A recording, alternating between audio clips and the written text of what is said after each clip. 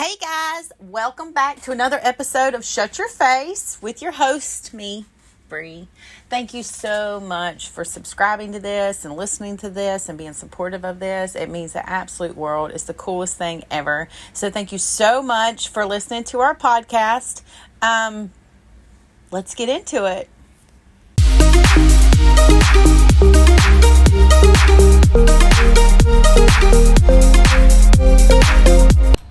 Yeah. Hi. Hey. Nice to meet you, Lexi. Thank you so much for coming on our podcast. Of course. With this random chick on TikTok. I happened to run across one of your TikToks, and I believe you had Swift. I believe it was Taylor Swift. And you were in the arena. Probably. Yeah, and you were doing like this shirt ordeal and all this kind of stuff. And I was like, she's probably really cool. We probably need to talk to her. I like to have a good time. I'm never without having a lot of fun wherever I go. Right. Now, you do professional photography for rodeos, pretty much all horse-related events, correct? Yeah, I have a very fine niche I have found myself in, and that is pretty much like the futurity and derby world and large barrel races like NBHA Vegas, which is where you saw the Taylor Swift video from. How cool is that? So, and how did you get into photography? Did you just, So I went to school for film and video as a kid. I did tons of that kind of stuff. And in high school, I really kind of found that through my theater program. And then when I got older, I wanted to get into horseback riding. So I started taking lessons, eventually bought a horse. I did not do horses as a kid, but I was always one of those horse girls.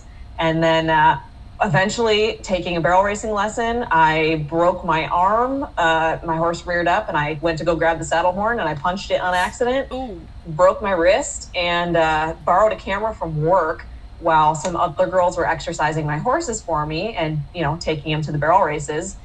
And so I was just taking pictures of my own horse and people were like, hey, can you take a picture of my horse while you're sitting there? Yeah. Because it's pretty good. And I was like, oh, well, if everybody's going to ask, I'm going to sit here anyway, would you buy it? And they're like, yeah, that's what I expect. Aren't you the photographer? And I went, oh, I can be. And literally Sure. That day, it was at a barrel race. That day I set up a website and put it together and just made it happen out of nowhere. So it was a really spur of the moment opportunity. Yeah. And it's because of barrel racing that came to be. Yeah. Well, that's it sounds like it was meant to be, though. It really has. I can kind of follow every moment in my life that brought me to where I'm at in this career. And, some of it are accidents and some of them are on purpose, but I'm very grateful for every single one because this really feels like where I'm meant to be. Yeah. No, of course, you're always going to have challenges in business. Now, you started in Michigan, right? And now you're in Arizona. So how did that transpire? So I grew up in Michigan, kind of suburbs of Detroit, and there's not much horse stuff in that specific area. No. There are some barns in the middle of Michigan, but there's not a whole lot going on there. And my best friend at the time in high school was going to come out to Arizona for school. And I said, it's different.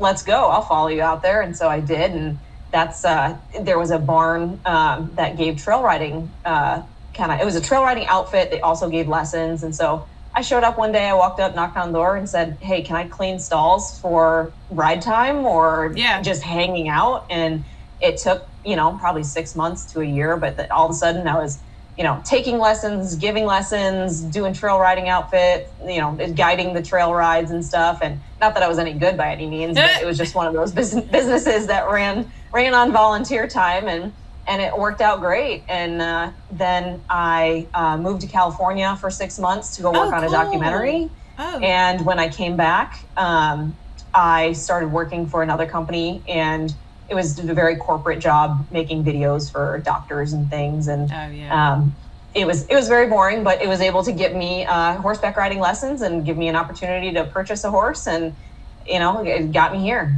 Yeah, there you go. It's so cool to kind of hear how things transpire like that, because sometimes you do need that you need that experience on your resume, even though you don't necessarily plan on doing it. But it's cool to show people that you can do, X, Y, and Z or whatever. Because you look very much like, when I saw that TikTok, I'm like, this girl is in her element. Like, this is your element. The dirt, all of it, everything, all that is like where you see people and you're like, they're doing what they're supposed to be doing, and some people you're like, I don't know if that fits you. What are you doing? But but no, I was like, this girl knows what she's doing. So I know at some point, I know you're a really busy person, one, too, but when you go and you do these big rodeos, these are big rodeos. These are big, like, barrel races for you. You set up a booth and everything, and people can come pick out their pictures and stuff like that, but you just don't do pictures there. You also do, like, normal, you go to people's houses and do horse pictures like that too, or do you just strictly stick to the events? So the events is the main bread and butter of my business. That really is what gets me looking busy and feeling busy. We travel all over the country. This year we're literally going from the coast of California to Perry, Georgia, and everywhere in between. Oh, cool. And that has kind of what has given me the opportunity to kind of grow my business to what it has become. And I did start with just taking photos of friends and going to little local gymkhanas and barrel races and things. And I have friends that were also, who were models and influencers and, that helped me and, needed photos too. And they let me kind of grow with them. And it's just been, kind of a little economy and that we have created amongst ourselves to get to this point. And I work with brands as well. I work with Ranch Dressin and Cowgirl Tough and Hey Chicks. And there's a million brands that are always calling me, Ivy's Rose Co., that are saying, hey, can you do pictures? Can you help me build this? Can you do this? And I love this industry so much. And, I'm very girl power. Let's go, whatever I can do to help you. And we'll figure it out, Yeah. No, you're right. And just a side note, Cowgirl Tough jeans are tough jeans. Like, mine lasted for 10 plus years. Oh yeah. I still, some of my original pairs are a little baggy on me now, but man, they are amazing. I love Cowgirl Tough jeans. Those jeans, I swear to God, I sold a pair on Facebook the other day, and I was sitting there thinking, like, really, how old are these jeans? And they had to be at least 15 years old, and they don't look like they look worn, but it's not like they come apart. And I'm like, Cowgirl Tough jeans are right. They don't have holes in them or nothing. Yeah, but no, like they hold up. So now, did you ever, in between this whole building your business and traveling and all this stuff, do you compete too, or did you just completely leave that when you broke your wrist? So when I broke my wrist, and I was competing for a little while. I took time off, started building it. When I got back to riding, this business was still not my main gig. I was still working a corporate job for a while, taking, barrel racing lessons and things and going to events. And every minute of my day was taken up. I'd be either riding my horse at my corporate job or at a barrel race taking pictures. And I had a lot of people riding my horse for me at the time, even while I was okay and healed again, just because I could haul my horses there, but I couldn't ride them. Right. There was a while where I was, I'd have someone warm up my horse for me. They'd put me like first or last in the drag, and I would hand my camera to someone else who kind of knew what they were doing if they wanted to take pictures of me, but I never required it or anything. I would set my camera down if I had to. If you want to. I would go, there was always someone who wanted to.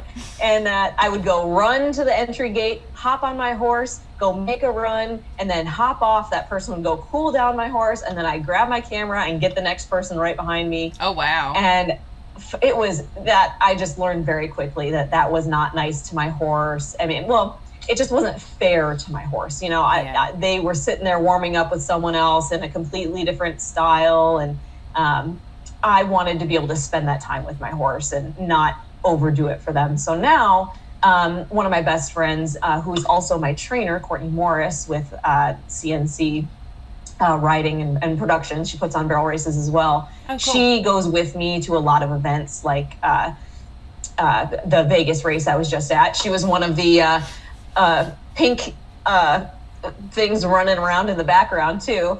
She goes and she takes my horses for me. She treats them just like her own, and she competes on them too. So cool. Also on my TikTok, there's a video of my horse competing in Vegas, running around, and she's the one riding him, and you can see me taking pictures. Yeah. Well, it's always kind of like, I think it's always hard because people have always asked me, like, I'm into the industry too. My business is in the industry. And they ask me, well, are you going to show? And I always feel like that's a weird line. Like, it's just a weird line to try to, like, because you don't want to seem like you're not working, but then again, you don't want to seem like you're working too much, and you don't want to think that, it's just a really weird line when you're in it versus competing in it. So it's hard. It's hard. I mean, especially now with the system that I've built. With my old system, I could get away with it. But now the way I upload as I'm shooting, and the way I'm editing as I'm shooting and doing everything, I would never expect anyone to work as hard as I do for as many hours as I do, because it's insane. Yeah. I mean, it's monotonous and robotic for me now, but I had to build that system to get there.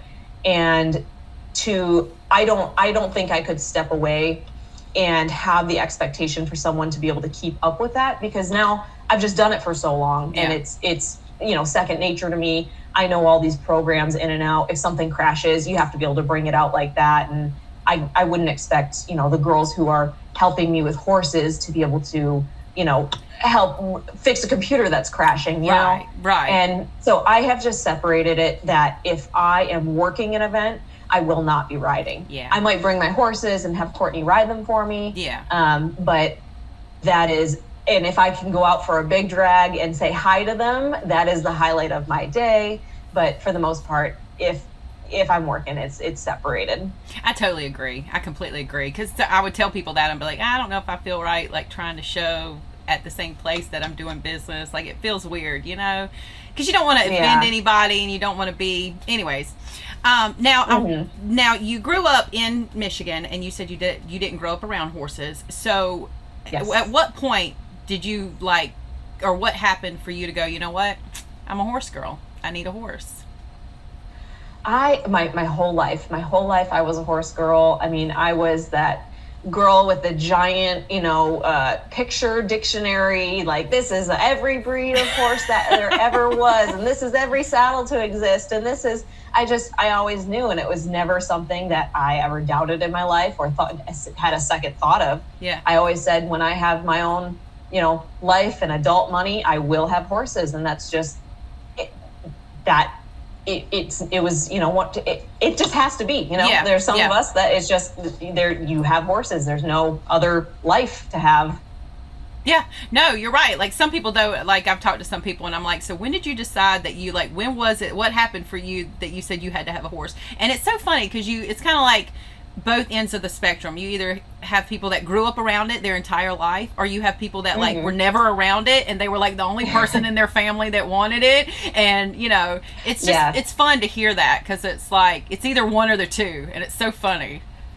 Yeah, my family was not into horses at all. I mean, I did take riding lessons as a kid because I begged my parents in like third grade for a year, but it was like an hour drive, and my parents just didn't have the time to like put into it. So one day they were like, Lexi, I'm sorry, we can't do this anymore. It's too much. And oh my gosh, I cried and cried and cried. And, my parents put me in other activities, but it was just never the same. I had, the horses were going to be my life. And I think in fifth grade, I said I wanted to be a barrel racer when I grew up. And I didn't even know what a barrel racer was. I took English lessons. But now look at you, though. Like, you're taking pictures for barrel racers. So, like... Yeah. It works out. It worked out amazing. Little did I know. Yeah. So, let me ask you this. As far as, like, the industry is concerned and kind of where you've grown throughout it and progressed throughout it, do you think that it's going to continue to grow as it has grown, or do you think that it's going to go stagnant? Because I know a lot of people got a lot of hype off of Yellowstone and all that stuff, and coming in, not just barrel racers, but all of it, all disciplines.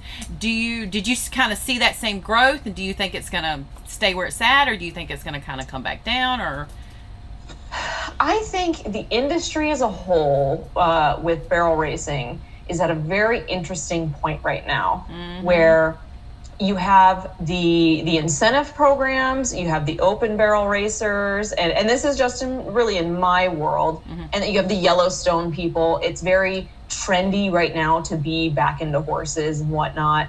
But there's going to be a shift, and I don't know exactly when we're going to see it. I think we're feeling it already with the incentive programs kind of taking over. I've always said it's kind of like horse racing. There's not too much of a world where it's not premier horse racing. Right. It's you don't see the local tracks, showing really. That's its own little world. And then you hear about, Secretariat and the Triple Crown. Yeah, right. There's a big divide. Right. And I kind of have a feeling that there's going to be a big divide coming in barrel racing. And I know that the incentive programs are trying to fill that gap. Like, they don't want that. They don't want a separation. They want everyone to have access and be involved. And so I'm excited to see how that happens and where that goes. And I don't see barrel racing dissolving anytime soon, anything. I mean, I think we're going to start seeing people get back into more open events, and maybe the incentives will kind of plateau a little bit. That was a big discussion, though, the incentives, particularly for barrel racing. That was a big discussion, because I'm not like in it like you are. You are right there in it. But I remember seeing a couple of things on Facebook, and people were just kind of discussing the cost of it. Is it worth it? You've got one like on every corner now. It's like, what do you do? And that kind of stretches not only stud owners thin, but these horse owners thin. Like, where do you go? What do you do? I would be so confused. Yeah. I'd be like, I have no idea. Because it's a lot. And it's like, you can only have so many programs, and I mean, you could have a million programs, but then how do you know what is good for you? Yeah. And so I think it's on each horse owner to, vote with your wallet kind of deal. If you like the incentive programs, buy into it, go to the race, invest in that, do that. If you are someone who stays local, stay local. Go put your money in to go enter the local barrel race that you're in. For me, I work for the incentives. I have an incentive horse who unfortunately had an injury. She's no longer going to be an incentive horse. So I'm like, you know what? I think I'm out of the incentives for me. And I don't really have time to go to those or enter my horses because I'm working them, and I have decided to make that separation. So for me, I'm investing in my local economy there, where I am going to enter my local barrel races. And, if I'm lucky, I will have my trainer enter my horses into some bigger barrel races and support those barrel races that I want to go to. Yeah.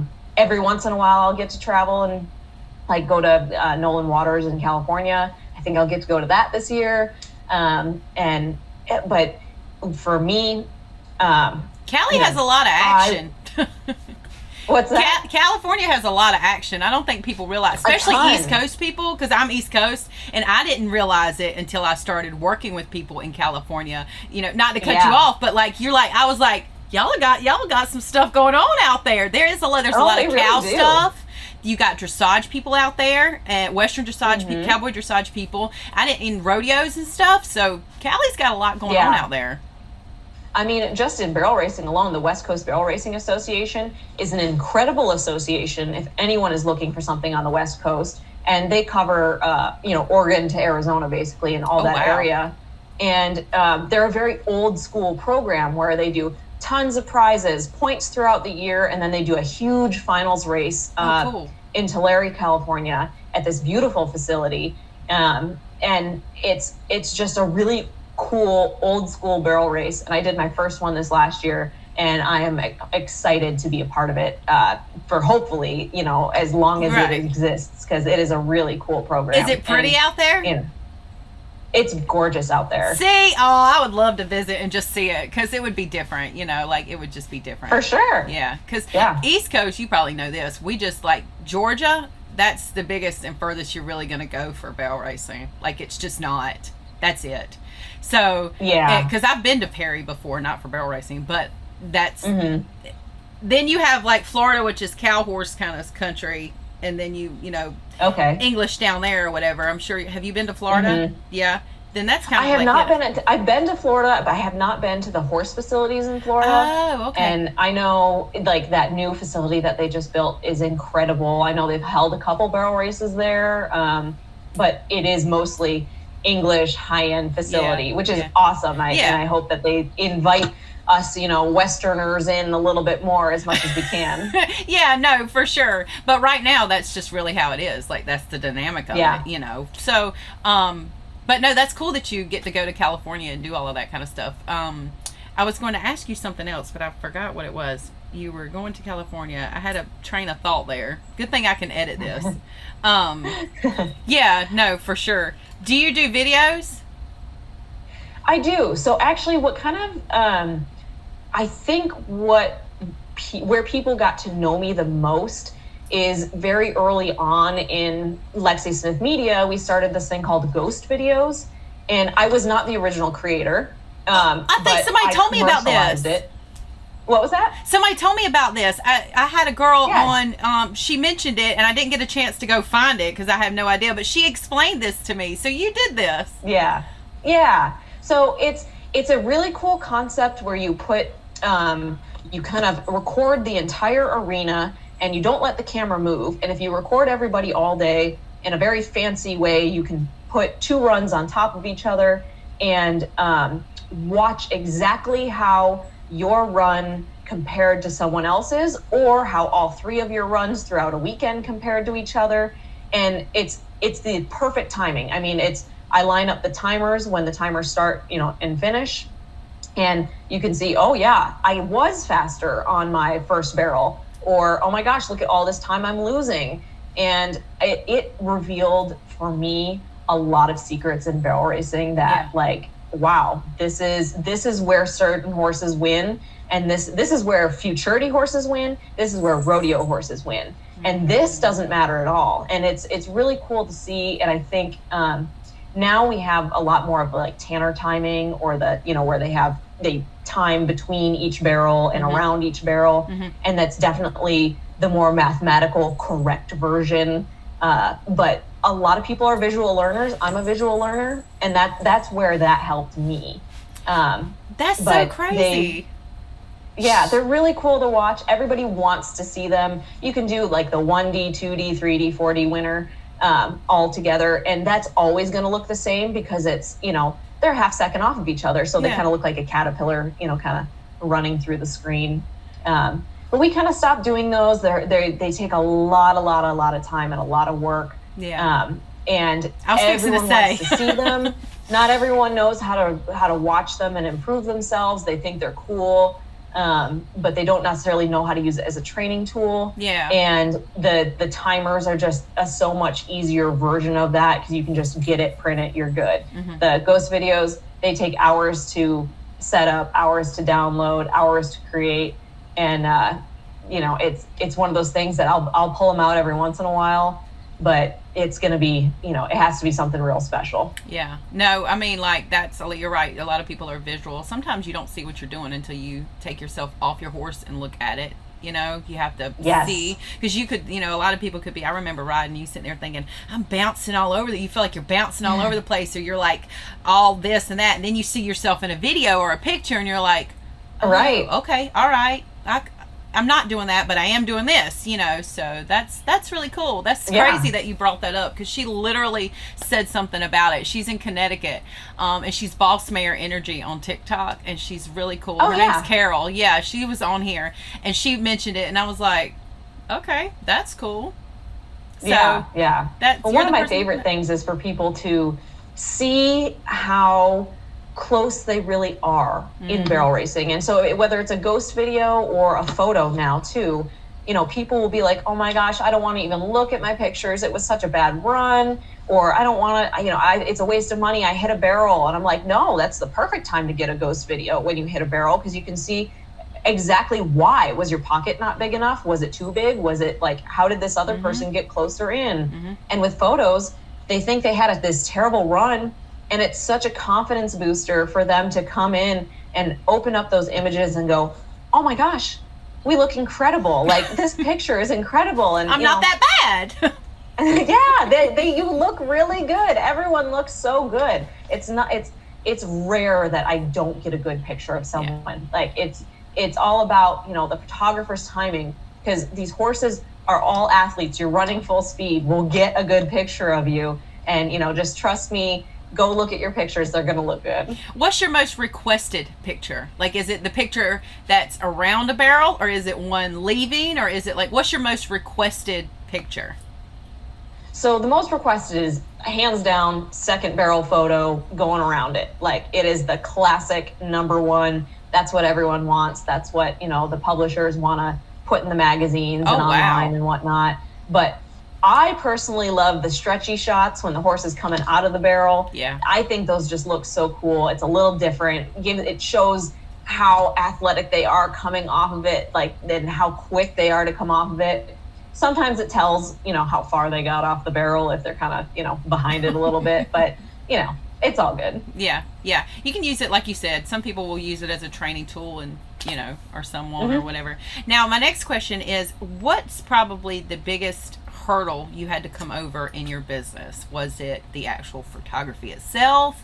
Was it just business, having a business in general? Or what was your biggest hurdle that you had to overcome? That's a good one. Honestly, I think it was myself. And that being that I was never sure if I could do this for real. You know, I wanted to make it a real thing, but I knew I couldn't do it alone. My husband, he comes to all of my shows with me, and he runs my booth for me, and he is just an angel for doing that, because the last thing he's ever wanted to do in his life is be drug around to horse shows like he was as a kid. And Go, hubby. that he still comes and he does all the customer service for me and talks to people all day long, and he's just so wonderful for doing that. And but we're building it to that point. He's the one that really pushed me to continue doing it. And, you know, I was starting to take pictures as a hobby, and I'd go to all these little barrel races, and I'd get, you know, a little bit of a bigger contract, and I'd try harder. And he'd say, you know, Lexi, I think that you can do this by yourself longer. I think you could figure out how to upload them. I think you could figure out how to make it more efficient. I mean, that is his life. He's the most efficient person I've ever met, you know. And so he really kind of helped me find that efficiency and pushed me to continue to do it. And where I was sitting there going, oh my gosh, I don't think I can quit my corporate job. Like, that's really scary. Like, there's no stability there. And he was like, look, we'll figure out a way, you know? And I left my corporate job. That's when COVID happened. I quit my job October 2019, February 2020. All the shows got canceled. I got, you know, he was cried like, at the cabin all God. summer. Yeah, it was awful. But that's also when I got the call of, hey, you know, I saw some of your photos, Lexi. This is the pink buckle. We want you to come try. We want, like, and I was a no. I had not shot anything that large. I had shot a couple futurities in Arizona that, in my opinion, were big, are still great shows for me. But you know, now those are my smallest shows, and I had no reason to be at the Ruby Buckle, Pink Buckle, but they took a chance on me, and I'm forever grateful for that, because that was also another huge jump in my career. It's like, sometimes it's like when something, like, you probably felt like as soon as COVID hit, like, I just made the worst decision of my life. But those are actually, because I can relate to you, because I made a big move to Georgia about 10 years ago. And as soon as I got there, I was moving to better my business. It was all for more money, more business. I was getting a business partner. And a week later, she deserted me. She abandoned me. It was the Oh, worst. no. It was exactly how you probably felt. Like, I just made the worst This is decision it. of my It's not life. happening. Yeah. But if that hadn't happened, I would not be where I'm at now. So it's like almost like the really good things that happen in life come right after what you think is the worst thing that could possibly happen. It's probably Exactly. a telltale, like something good is really going to happen. So it's a good thing that happened to you. Exactly. Yeah. If I just believed myself a little harder, it probably would have been a little easier to get through those things. But, I had a lot of encouragement from other people to continue going, keep going. And now the hardest thing is traveling, being on the road is really hard. And, there's no photographers that really last forever other than Springer. I mean, I can't believe he's still doing this. Good for him. He's done it forever. He's so historical in, barrel racing photography and rodeo photography. Yeah. I hope I can have that much motivation to continue doing this. Yeah. Because it does get hard on the road. Those rodeo girls know it's hard on the road. And I limit my number of shows to keep me sane. We got a lot of animals at home too, as most of these rodeo people do. And I hope I can keep going. But every time I go to a show and it ends, and I just get so many thank yous and encouragement from our little world that it's hard to say no. I love seeing people happy. Yeah, imposter syndrome can be a thing. Like, it really can be. It can be something where if you get caught up in your head, like what you're trying to say, you could just actually just lead yourself on into self-doubt and not get anywhere. So it takes a lot to kind of like center yourself and go, you got this. You've come this far. You can keep going. Like, I don't think people realize how hard that can be sometimes. Like, it's really easy to quit. Like, it's really easy to go, you know what? I'm going to just go get a 9-to-5 and be done with it. Not that those aren't hard, but working for yourself is really hard. I don't care what anybody says. Yeah, it's never ending. And it's not like you have to have necessarily a talent for something. Like, that helps. But I like to tell people, like the Fallon Taylor advice of, 1% every day. You can build yourself better 1% every day, and then be really good at something. I mean, even if it's just, riding your horses or photography or, writing or whatever it might be. If you just work on it, you will build skills to be really good. You don't have to have the talent for it. If you happen to be talented in something and you work on the skill, that's where, your points kind of meet in life. And where you find yourself really successful. And I hope everybody really invests the time into themselves in things that they love and build those skills, whatever it is, to find what they're passionate about, because your life can be really amazing if you do. Yeah, but it's always scary. Like when you're doing that, just like when you were So scared. scary. Yeah, you're like, or me too. You're like, I don't know. But then once you kind of jump the puddle, you're like, okay, well, I made it over. No problem. Yeah, exactly. So what's the next big event that you guys have next coming up? 1 week from today, I'm going to be at the Ruby Buckle in Utah. Oh, cool. South Jordan. How many buckles are there? Because I don't know. You've got ruby, you've got pink, and that's it? Those are the only ones I do. There's also Riata Buckle, which is mostly roping.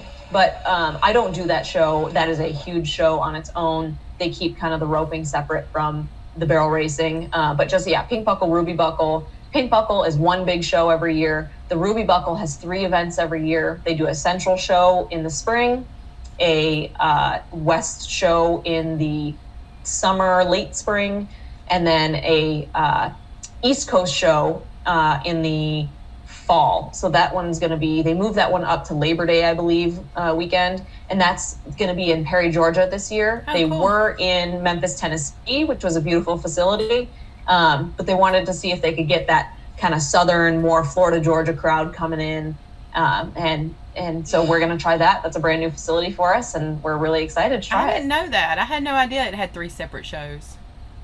Yeah. They try to give everybody an opportunity, and there's so much money to win, so many big side pots. It's worth it to at least come to one. If not, hit that central show, and then whatever coast you're closest to, because it's it's a fun time. It's a very professional event. Like, you have a good idea of when you're going to run. It's easy. It's calm. There's no chaos. It's just a good barrel race. Yeah. Well, that's good. Everybody loves that. No drama. You don't want any drama. Yeah. That kind of ordeal. How did you, I guess we could talk a little bit about your farm animals, I guess. How many animals you got out there? Oh my goodness. We have a lot of animals. I have 4 horses of my own. 2 of them I compete with, 2 of them I don't. We have 2 mini donkeys. We got 2 parrots. We have 2 dogs. My husband is a falconer, so we have hawks and falcons at our house. Really? And we've Do you have to have a license for that? At our property. Yeah, he has a literal license for that. That's cool, though. Yeah, Check that out. It's really cool. That's how a lot of my friends know him. Is they're like, he's the guy that would walk around with your horses with a bird on his fist, and sure enough, he just talk about being desensitized. Exactly. You got barrel horses and falcons. That's pretty cool. Yeah, we live a wild life for sure. And you get to take them with you on the road? How cool is that? We don't take those ones on the road. We leave those ones at home. We have very specific house sitters that we choose that are willing to grab a mouse and go stick it in a cage where it's going to fly up and grab it from you, and you got to use tongs and things, and it's because you don't want people who don't know what they're doing walking in their cage or anything. I'm like, that's what's going through my brain right now. My mind's blown because I think it's cool that you get to have one, but it's also cooler that you obviously would have to have somebody feed it. I could imagine just kind of how scary that would be. Not scary, but kind of like intimidating, like. Yeah. Because those birds are big up close, aren't they? Oh, they're big, yeah. And it's not like, a lot of people think like, oh, you got to watch out for their face or the wings. And like, no, you got to watch out for their feet. Like what they're grabbing things with, because their talons are what are sharp and can hurt you. That's so cool. What they kill with. Yeah. So how did you end up with these birds? Like, this is so random. You don't hear people that have falcons. I don't. Yeah, right. That was also super random. One of those callings in life that you just have to follow. And we were at our home in Phoenix years and years ago, and we came home from a barrel race. I think it was either Buckles for Bailey at South Point, or it was NVHA Super Show at South Point. And there was a little baby bird on our porch, and it was either Memorial Day weekend or Labor Day weekend. And so we couldn't call any rescues or anything. So he's just an animal lover. If he sees a baby bird, he rescues it. Aww. And so he was determined to keep this thing alive, but we couldn't tell exactly what it was, other than it was not a regular bird. And it kind of looked like a chicken, but kind of a peregrine falcon, like who knows. Turns out it was an American kestrel, which is the smallest falcon in America, and it's about this big. And at the time, it was like that big. Aww. And he kept it alive, did all the research, and did really good, and then took it to the rescue once they opened up after the weekend, and went, gosh, I really thought that was cool. I think I should look into this.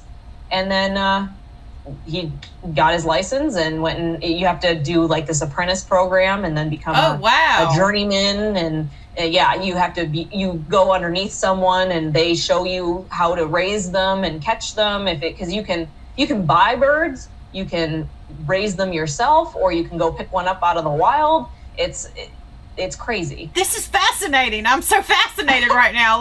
It really is. You see like bald eagles, and you see people that will have doves, or you see things like that, but you don't hear of like pet falcons. Can I get a pet falcon? All right. That's so cool. Yeah.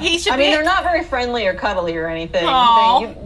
You just look at them. Although the one that he has now is he has another American kestrel now, and it's got a bum leg that kind of it broke its leg as a baby, and it was reset wrong, so you can't release it into the wild because it would just die. So, oh dang.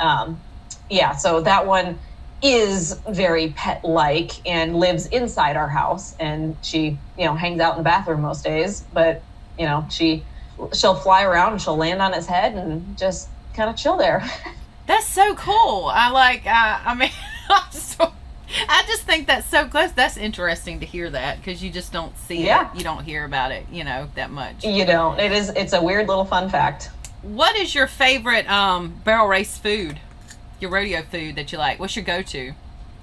Oh my gosh. That is a good question. I do my best. We have rules with food when we're on the road. Oh, yeah. Because it's just us and we choose for our business to be one arena. We can't do multiple arenas. We don't really want to hire other photographers. We want to keep it just us because it's, it's what we know and it's efficient for us and we know how things go. So, like you don't want to eat anything that looks questionable, smells questionable. It's eat things you're familiar with. If it's a frozen meal, like do that. Like be ready. Eat fresh things. There's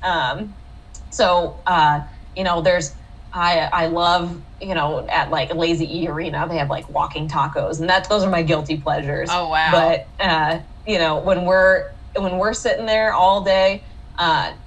My husband will go put a sandwich together for me, is or something that is fresh, easy. I know I'm going to digest it. I'm not going to get sick from it. Yeah. Is if I wasn't feeling good and I needed to run to the bathroom or throw up or something, like what's going to happen? Who's going to take the pictures? So we are very adamant about food and how that works while we're on the road. We try to stay very, very clean and healthy. Yeah, and it'd probably add up quickly to have to spend that kind of money because it would be fair food money. I mean, like it would be like, you have vendors set up and all that kind of stuff set up. And then once you've been to one place so many times, you kind of already know what's going to be there. For sure. Yeah. I mean, he is the snack king. He has tried everything on the menu and all the food trucks. And he goes, okay, this is safe. This isn't. And he's got a little bit more freedom with his time. And then I go, okay, well, if that looked good, smells good, I will get that. Like there was a Hawaiian barbecue truck at the Lazy E this year. Uh-huh. Oh my gosh, it was amazing. I had it just about every day. It was so good. What's it's the so difference? Unusual for it to have at a barrel race. Yeah. What's the difference between regular barbecue and a Hawaiian barbecue? It's kind of like it's almost like Mongolian beef ideal. Yeah. But it's or like teriyaki chicken. But it's just whatever spices and sauces they put on it is special to them. And then they do like a macaroni salad on the side and rice. And there we go. It was good. It was good, clean food that was digestible. Yeah. And tasted great. Yeah, I wouldn't imagine they would have anything that bad. I don't think many of the barrel races you go to would have anything that bad, like questionably bad. I mean, I don't know though. No, when you're on the road and you're stopping at gas stations and things, like you just never know. Like you got to just be careful, or trying a new restaurant because you finally have time to go out to dinner and you walk in and you go, oh well. Just kidding. We need to walk out. Never mind. We're just going to get a pizza or something. Yeah. Well, I swear, like some horse people, the ones that you can trust when it comes to training are the ones that aren't on the internet telling everybody how to do it. Like, right. You get on the internet and you see people like, I'm pretty sure you get that actually. That's probably a good question because I had a lady on here who did design and stuff, and her daughter did photography or whatever, and they do certain events and stuff like that. And she would get the craziest comments on some of her stuff, like couch jockeys and people that want to say this and want to say that and da da da da. What's your best response for that? Like, do you ever have to handle that type of thing, especially on TikTok or on any social media platform? I'm really fortunate, that I'm still pretty new and fresh to TikTok and posting things. And I really do a lot of Instagram stories, not really posting too much to my Instagram. But I have a lot of friends that, like I said earlier, are models and influencers and things. And they go through it too. And I honestly don't know how they handle that because they get, oh, you're doing this wrong. You're doing this wrong.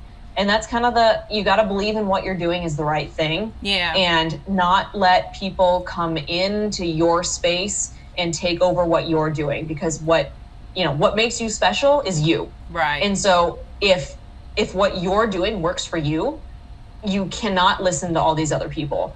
But you have to be able to also filter out what works and doesn't work. So choosing the right people to listen to can be a really hard skill to learn, or to know that you have to do that, and not just listening to everyone, and knowing when someone's giving bad advice versus good advice. And I have a lot of people that ask me, hey, what's your camera setup? What's this? I've been at this arena trying to take pictures and I just don't know what to do. And so for me, I'm not a gatekeeper. I try to help people as much as I can. But it's all about, for this world, knowing your equipment, knowing how to troubleshoot it if something goes wrong. If you don't use strobes, or if you are trying to learn strobes, get out there and use them, use your equipment.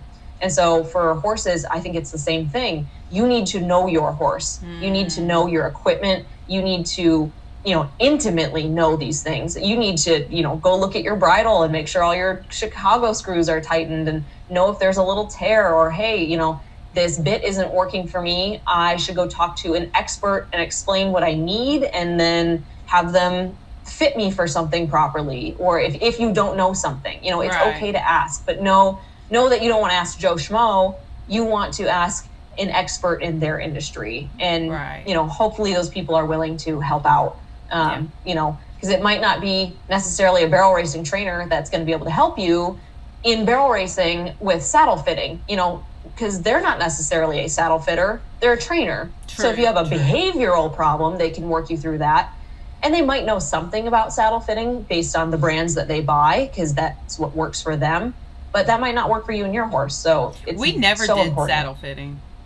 Ever. It's so funny to see it come up, actually, because I don't know how old you are, but me, when we used to show back in the day, in the 90s, you didn't have saddle fitters. Nobody did that anywhere for nothing. Yeah. It's like, and it's almost crazy, because it's like, I remember this this post on the internet, and this girl was talking about what you feed and stuff like that, and I remember like thinking to myself, you don't want to know what we fed, because y'all would absolutely flip out. And we never had problems, though. We didn't have ulcers, we didn't have colic, we didn't have any of that, and it was really simple back then.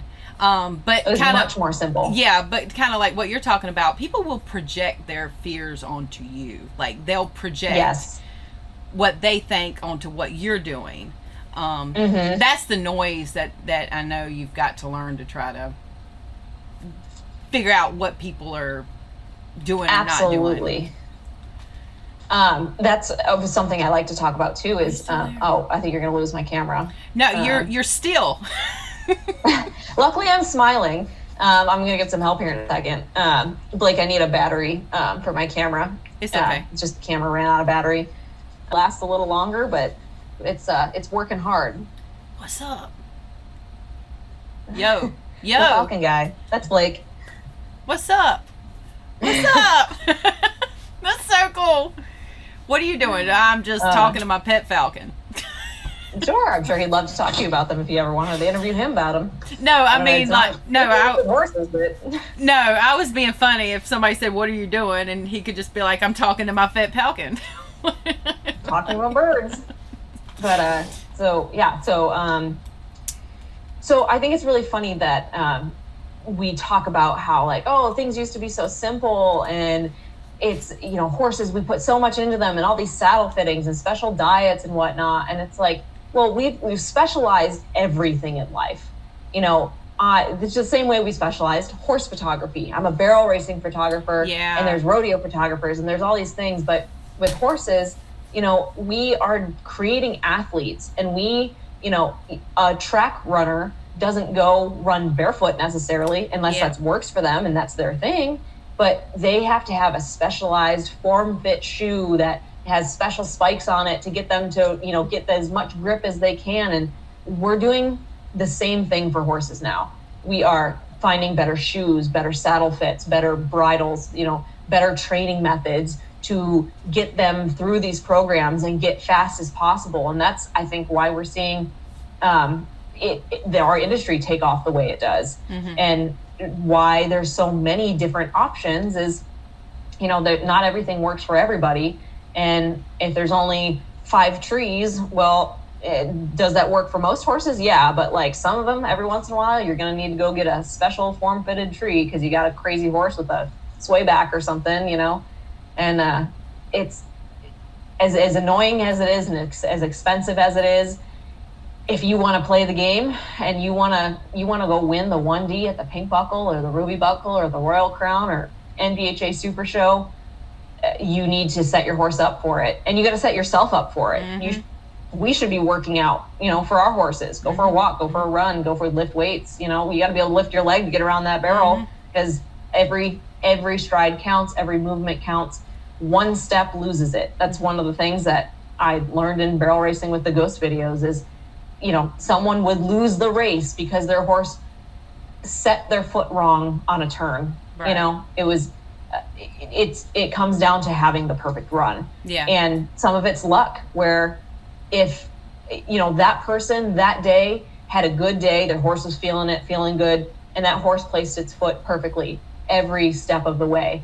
And sometimes they don't, sometimes they slip, sometimes, horses trip, horses make mistakes. Yeah. Maybe they're having a bad day, they have a tummy ache, or they're just tired because they didn't sleep. Like, we got to set them up for success as much as ourselves. Yeah, no, they have a body, so you have to work their body out. Like, we could talk about this for days. Like, we could talk about all of that. For sure. Yeah, because it's like, you could get into all of that ordeal. People will buy dressage horses to do cutting, or they'll think their mini can jump a 3-foot fence. Like, we ain't trying to get into all that. But you are right, though. You have to take care of the body. But some of it is absolutely excessive. It's marketing, and it's a company that just won't make money off of you.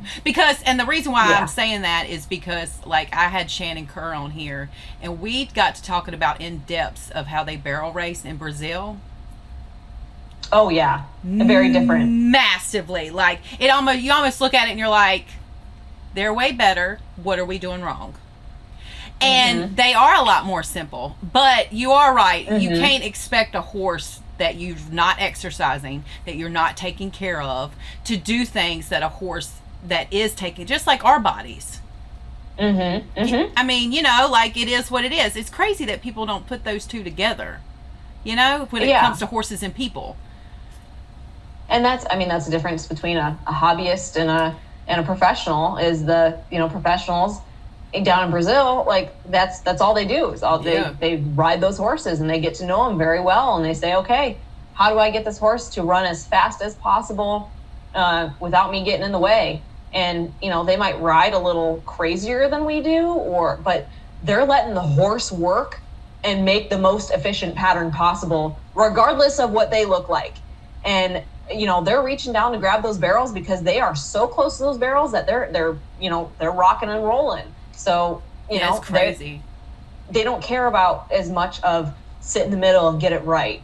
And I think that's kind of the, like, schooling mentality that we put on, the pressure on, riding horses and things. And they're just like, oh, win however you can win.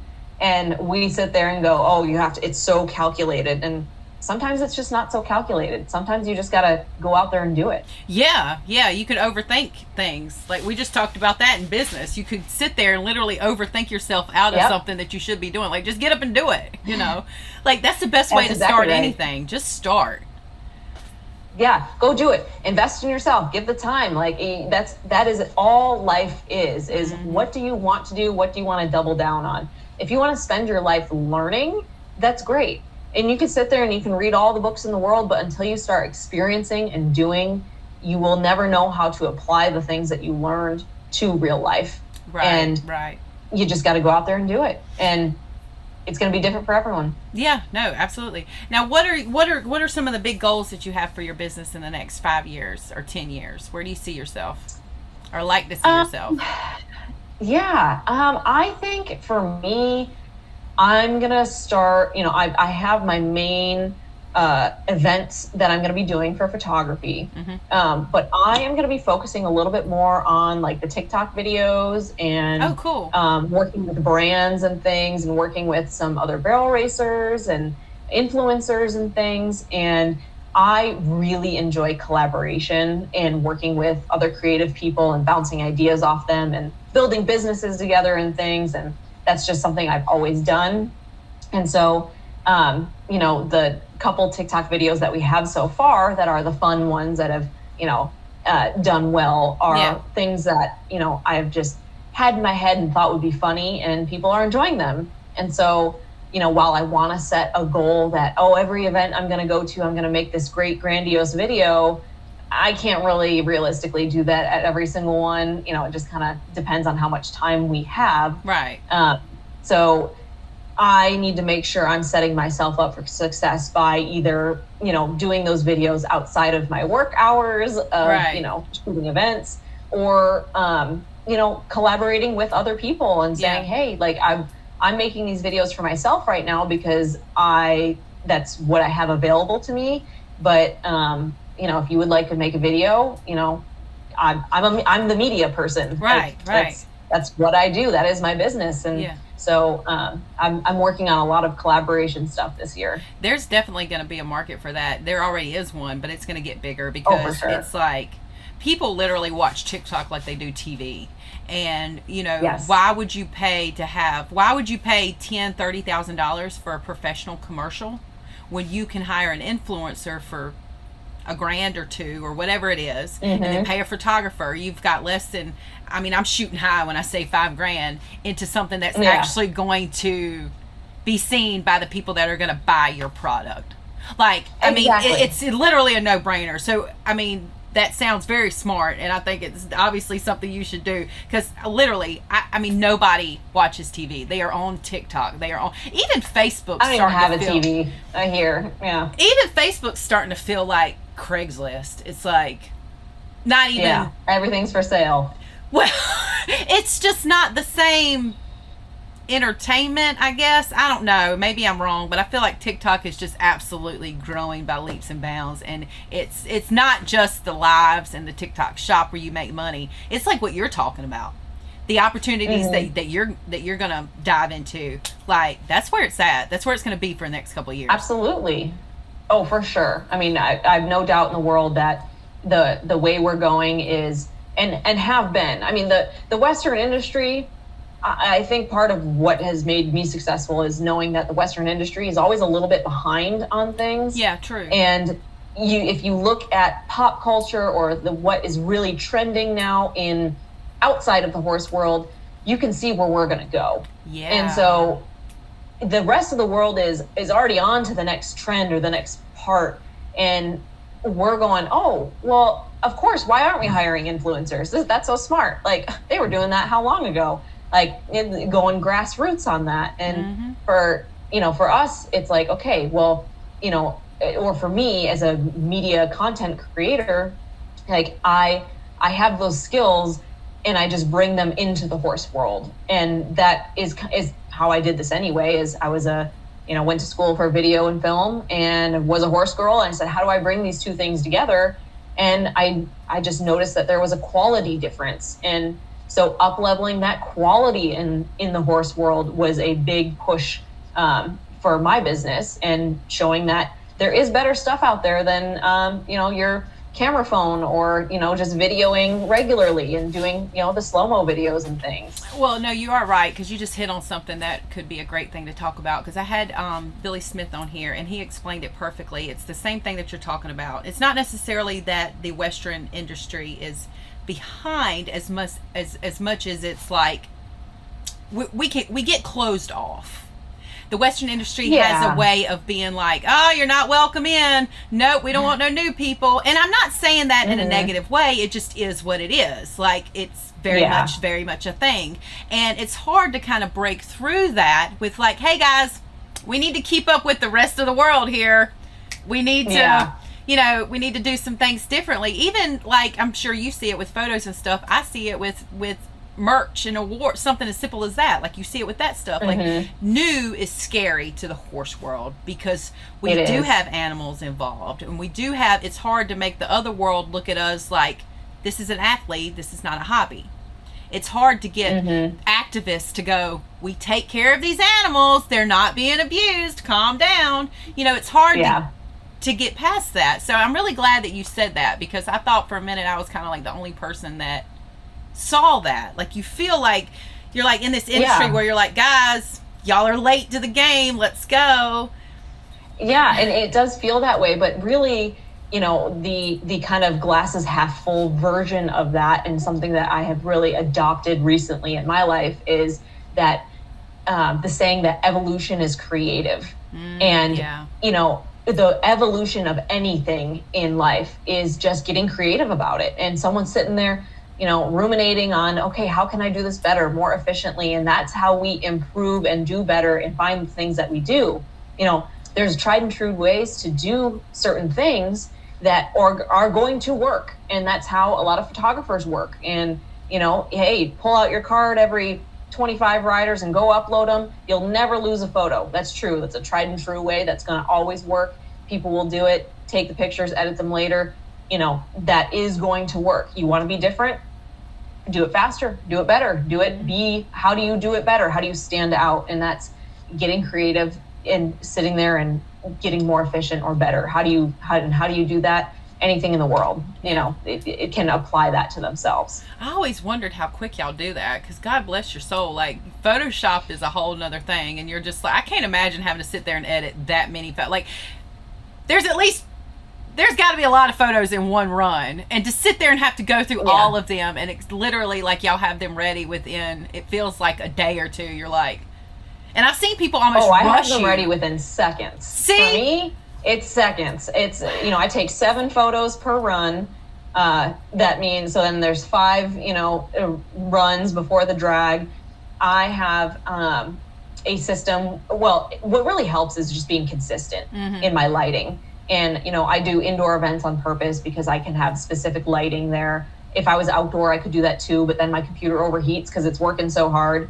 But, if I have my lighting done properly, I only have to do so much to my editing. I can, and I can keep that consistent throughout each photo. And then I can upload it to, my software or however, my back end system, so that it goes onto my website immediately, so that those people can be off their horse and on their phone looking at their pictures and making adjustments for their next run, or, buying them to, tag their sponsors, or, just to talk about the race. One of my favorite things that we do is all our photos at the Ruby Buckle and the West Coast Finals are free to download. Oh, and cool. That is sponsored usually by, Hey Chicks or Cinch or someone, those brands will come in and they'll pay for that sponsorship to happen.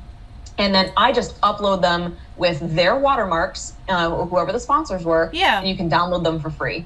And then everybody is, and they're instant, right? So you're as soon as you're done, you can post all about it, and you don't have to buy a photo. You don't have to do nothing. So it's a great brilliant program. It's marketing you cannot purchase. You could not do better than that. Honestly, it's something that sets me apart from a lot of other people. Right. There's other photographers who are capable of doing it and can do it. I have the stage of being at the Pink Buckle for it. And so it's not necessarily a skill thing. It's just, how efficient and speedy can you get? Well, I know, I love that, because even you see people take photos and they're ready or whatever, and you have like the do not steal thing and the whole big watermark and stuff and everything, which I can understand. That can be very frustrating, I'm sure. But to be able to find an alternative, because literally they want it for Facebook, like they want it for social media, like that's all they want it for, the biggest thing. And so if you could find a way, like you just said, that's brilliant. That's really smart. That's awesome. Yeah, it's a great system. Everyone wins. There's no losers. You know, I make enough money that I walk away incredibly happy. The customers, all the runners, get their photos for free. They're happy. The sponsors get their logos posted everywhere, all over social media. Right. The stallion owners get to share those photos of all the babies running. They can use them, however they need to use them. The riders, the trainers, anybody who is anybody. So, I mean, I got ranch dressing. We'll sit there and zoom in on the pictures and say, hey, they're wearing a shirt that I made. Like, boom. Everyone wins. I love that. Yeah, it's so great. We love doing that. I think that's awesome that